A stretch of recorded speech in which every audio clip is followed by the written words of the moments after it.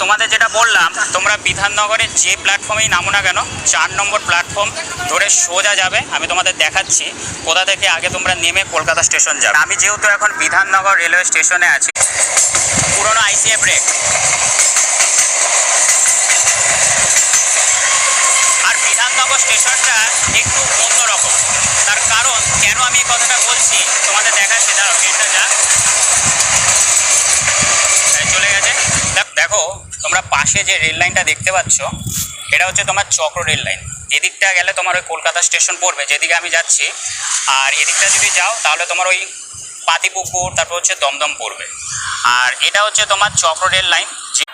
আর এটা শিয়ালদা লোগো সেটে WAP7 engine. দেখো, বিশাল পাহাড়পুর ইঞ্জিন, বিশাল বিশাল পাহাড়পুর। আর আমি যাচ্ছি এখন কলকাতা স্টেশনে 1 নম্বর প্ল্যাটফর্মে।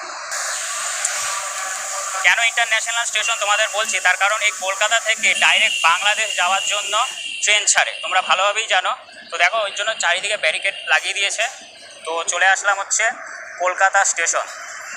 কতক্ষণ লাগলো